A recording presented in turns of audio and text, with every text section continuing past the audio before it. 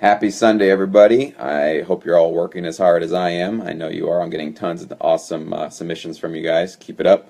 Couple of pretty common things that keep happening with the submissions that I'm getting. I just want to make this real quick point. At the end of your track, I need a definite ending, basically kick, snare, crash, sound effect, something that's just boom, cutting, punching through at the very end, and you want to end on the root chord of your song. And so I need instruments playing that root chord. So if it's a hip hop track, I need synths, basses, whatever you had going on there, horns. If it's a rock track, I need a bass guitar and guitars to bam, hit me with that last ending final note. So basically you go back to the root chord, whatever the track pretty much started with, or whatever. You'll know when you sort of put that last note in there what sounds like a final definite kind of punctuation on the end of the track. Make sure you're including that at the end. Also, fade out everything completely before the track is over. Some of you guys are sending some tracks and you have a cymbal crash, and you can even see it on the sound wave or the SoundCloud file that it just abruptly cuts off at the very end. So just make sure you have a nice fade out, completely end that cymbal crash or whatever the last sound is before you put your loop, at the end of your song, to make sure that you are killing all of the sound, all of the audio before the bounce is over. So make sure that happens. Getting into the track, you guys are doing better on that. I'm getting, tracks now that you have a quick drum fill or a quick swell, and boom, we're getting right into the song. I think there were a couple other common things. Oh, the clips and pops and all that kind of stuff. So if you guys are using a lot of audio files and you're joining like one audio file to the next, you got to make sure that you have crossfades in between those two audio files. Some of you guys have these weird sounds, clicks, pops happening throughout the track, and sometimes I'm catching them, and other times, I'm kind of going through and kind of skipping through parts of your track, and sometimes I don't catch them all. So it's up to you guys to catch those things. I will be listening to every single track from start to finish. But for now, I don't have time to be doing that for every single initial submission. That would just take too much time. Today I'm composing, actually. I'm making tracks myself. So basically going back and forth between making my own songs and listening to your guys' tracks. So I don't have time to take 1 minute out every single, 5 or 10 minutes when you guys submit like a new version of your track. So you guys need to go through and listen to, after you've bounced your song, play it from start to finish attentively. Really pay attention. If you hear any weird clicks, pops, distortions, anything, go back into your session, solo out every track until you find out where those sounds are happening, put a crossfade on, whatever, automate it, whatever you need to do, get rid of those pops or clicks. They're absolutely not acceptable. You can't put those through for this submission or for any submission. So that was that one. And other than that, generally, like if you guys are using sort of loops or something from like a guitar player or from some like library that you bought, just be careful of making sure that you're not repeating the same note over and over again, or if there's one certain crash or a certain guitar chord, you don't want to be like bam, na, na, na, na, na. It's going to sound terrible. It's going to sound like you're looping something that shouldn't be looped that often.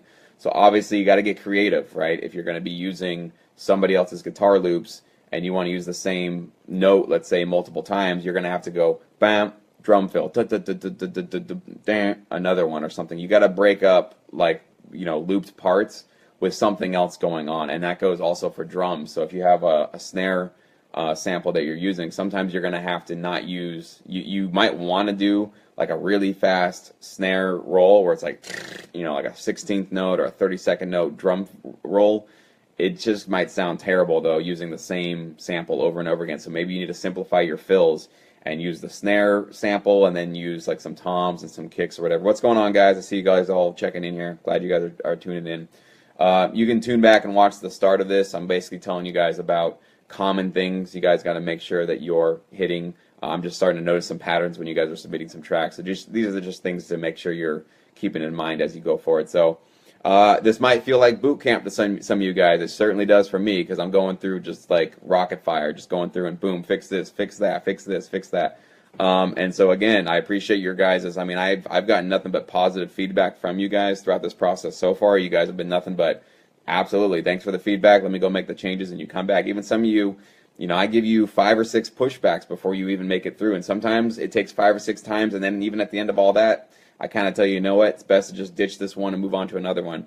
Don't get discouraged by that. Don't feel that you're failing miserably. You're in the process now of learning about how this business really is. We're here to serve the clients. So I'm going to give you guys really critical feedback right now to make sure that like all of our tracks collectively sound awesome and we blow the client's mind and they love us and they want to keep hiring us over and over again. So this is really for the benefit of all of us, that I'm being this nitpicky with you guys and that I'm really going through and saying, this, there was one a guitar riff that was just out of time a little bit. I got to push back on that kind of stuff because I'm not going to send that on to a client to just sort of say, well, good enough. And I think you guys understand that I'm going to be real strict with the quality that we're going for, because we have to hold ourselves to high standards in order to make sure that we win these contracts, win these clients over, and they know that they're dealing with high quality people, high quality producers. So that's what the name of the game is. So welcome to the industry. It's a little chaotic, it's a little crazy, it's kind of a feeding frenzy sometimes when you get these tight deadlines, but I guarantee all of you, and you probably already all feel it, I definitely feel it because I'm seeing stronger submissions, that throughout this process you're getting better at this and you're kind of learning in a sort of boot camp manner like what it really takes to do really well in this business. So I think by the end of this week, we have basically 1 week here left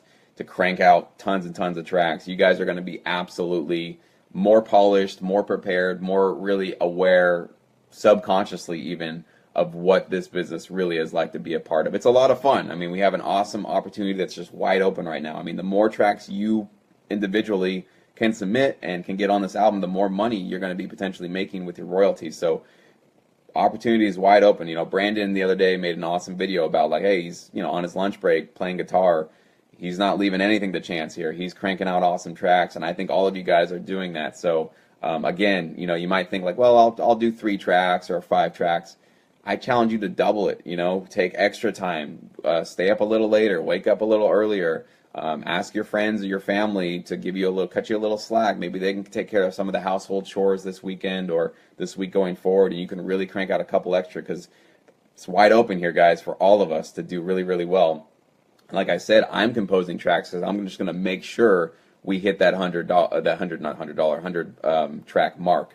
I don't want to leave any of this up to chance where we just don't quite get to that level. So I'm taking this as seriously as all of you guys are. Obviously, you guys can see that. So we're in this together, and I hope you're staying encouraged, staying motivated, and keep submitting awesome tracks. I know that it's Sunday, so some of you guys are going to be probably cranking away a lot of stuff today. I'd like to, by the end of today, have at least 30 tracks that are solid and ready to go. Right now, we're almost at 20. So we have a ways to go today to get to that 30 mark. So I'm going to keep giving you guys feedback, giving you pushback. Let's try to get the 30 by today. That'll make me feel a lot better about the rest of the week going forward to hit that 100. So keep it up, guys. If you have any questions about anything, you know how to get a hold of me, and I can't wait to hear more music.